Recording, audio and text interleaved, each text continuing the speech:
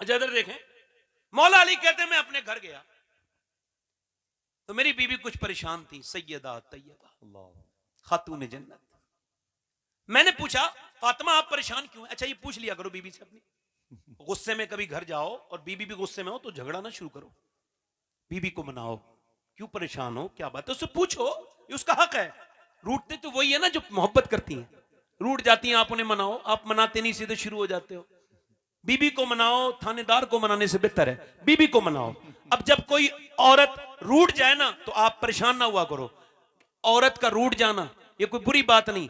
मेरी अम्मी आयशा कभी रूठ जाती थी ना तो मेरे हुजूर उनको मना लिया करते थे। सुभान अल्लाह, सुभान अल्लाह, सुभान अल्लाह, माशाअल्लाह। और ये मियाँ बीबियों की माशाल्लाह काफी पंचायतें हमारे जिलानी भाई भी करते हैं और हमारे हजरत भी करते होंगे, मगर मेरा अपना तजर्बा सबसे ऊपर तो नहीं है मगर ऊपर है। ये तजर्बा है, मैंने जितनी भी मुआशरे को देखा है उसमें यही बात है, मियाँ बीबी जब तक आपस में बात करते रहेंगे उनका मामला नहीं बिगड़ेगा। जब वो एक दूसरे के जरिए बात करेंगे, जब वो खुद गुफ्तगू करेंगे तो मसला बिगड़ेगा नहीं। अच्छा एक तरफ अम्मी है और एक तरफ बीबी है, अब आप क्या करेंगे?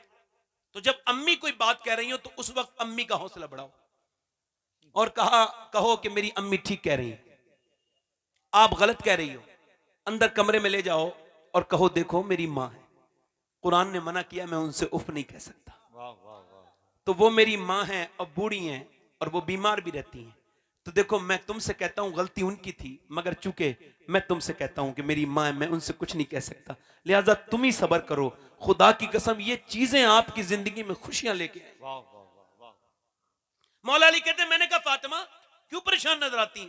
कहने लगी बच्चे बड़े बीमार हैं, आज कोई परेशानी आ जाए तो चलो फलां साहब के पास चलो, फलां साहब हमारी बिगड़ी बना देंगे। मैं किसी साहब का मुखालिफ नहीं हूं, मैं भी ऐसे ही खानदान से बिलोंग करता हूं, मगर बात ये नहीं कह रहा हूं मैं कि इस तरफ जाओ, मैं कहता हूं कि जो इंसान अल्लाह से दूरी बना दे इंसान की। अल्लाह के रसूल की बेटी से कहा तो उन्होंने कहा बच्चे बीमार, तो अली ने कहा चलो दुआ करते हैं। सैयदा ने हाथ उठा लिए, अली दुआ कर रहे हैं, फातिमा आमीन कह रही हैं। मुझे बताओ जब दुआ अली करे जो वलियों का सरदार है और आमीन फातिमा कहे जो जन्नती औरतों की सरदारा है, अल्लाह अकबर।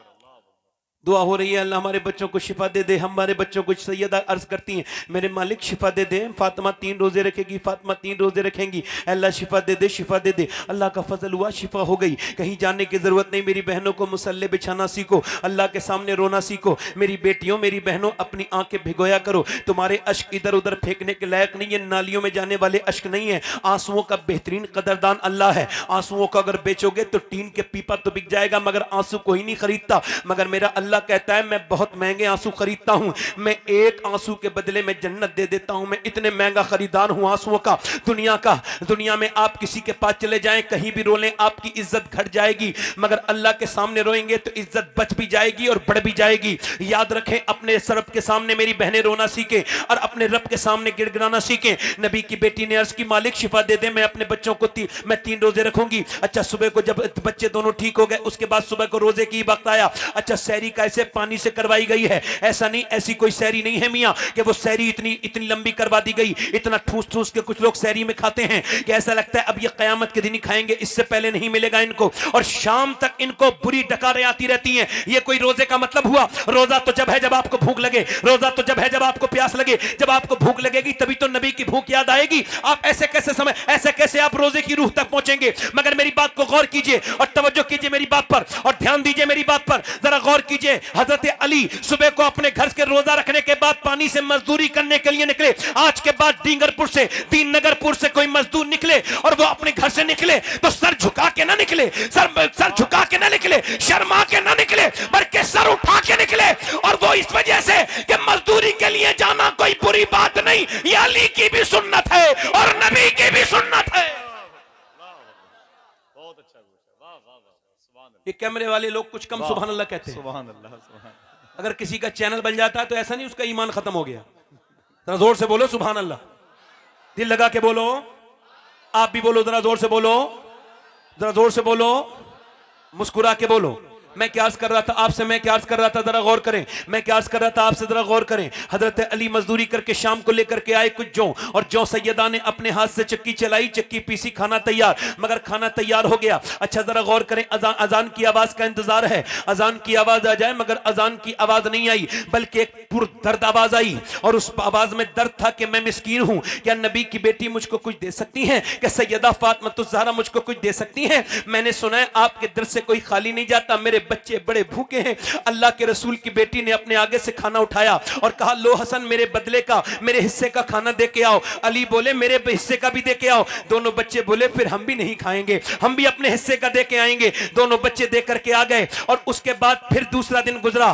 फिर अली पूरे दिन मजदूरी और अरब के कितने खतरनाक टेम्परेचर, कितने खतरनाक तापमान के दरमियान में आपने जो है वो मजदूरी की है, शाम को लौटे हैं और फिर खाना बनाया सैयदा ने। 2 दिन की रोजेदार नबी की बेटी ने चक्की चलाई, अल्लाह के रसूल की बेटी ने चक्की चलाई, 2 दिन की रोजादार बेटी ने चक्की चलाई। और चक्की चलाने के बाद खाना तैयार हुआ, आटा बना, रोटी बनी। मगर इसके बाद इंतजार हो रहा है अजान की आवाज आ जाए, तो अजान की आवाज आ जाए तो रोजा खोल लें, अजान की आवाज आ जाए तो रोजा खोल लें। मगर अजान की आवाज आने से पहले एक आवाज आई, और वो आवाज ये थी कि मेरे मेरा बाप मर गया है, मेरी माँ भूखी है, मैं यतीम हूं, क्या नबी की बेटी मुझको कुछ दे सकती है? कि पैगंबर की बेटी मुझको कुछ दे सकती है? नबी की बेटी ने उठा के खाना अपने हाथ से दे दिया, हसन ने भी दे दिया, पूरे घर ने दे दिया। तीसरी रात गुजरी, तीसरी सहरी फिर पानी से, और पानी से करने के बाद फिर अली तीसरे दिन मजदूरी करने निकले। अल्लाह अकबर। जब निकले, एक हदीस अर्ग से जम करता हूं। हदीस ये है, ये हदीस मैंने 2 साल पहले मदीने शरीफ में गुंबद खजरा के नीचे बैठ के पढ़ी थी, 21 रमजान को। आज तक जो पढ़ने का असर है मेरे दिल पे, आज तक वैसा का वैसा ही है कि हजरत अली फरमाते हैं, मैं अपने घर आया, और जब मैं अपने घर आया तो मैं 15 दिन के बाद लौटा था। मैंने दरवाजे पे दस्तक दी तो मेरी बीबी ने मुस्कुरा के सलाम किया, दरवाजा खोला और मुस्कुरा के सलाम कर दिया। कोई जरूरत नहीं किसी मियां के ताबीज की, कोई जरूरत नहीं कि कोई मुट्ठी में आ जाए मेरा शौहर, कोई मियां ताबीज दे। एक मुट्ठी से जाने वाले काम कर रही हो मेरी बहनों। शौहर जब आए, मनहूस औरतें हैं वो, बदबख्त औरतें हैं वो, बदतमीज है वो, जो दूसरों के लिए तो सस्ती हैं, आदमी आए तो मुंह बना के बैठ जाती हैं। वो औरतें क्या समझती हैं, तावीज वाले घर बना देंगे। घर बिगाड़ना तो तुमने खुद शुरू किया है। औरत के मेकअप का सिर्फ इतना मतलब है, और मेकअप का एक मतलब भी समझा दूं। मेकअप का अगर आप उर्दू तर्जमा करेंगे तो मैंने जितनी जिस्तनियां छानी है उसमें एक ही तर्जमा आया। मेकअप का मतलब है कमी पूरी करना।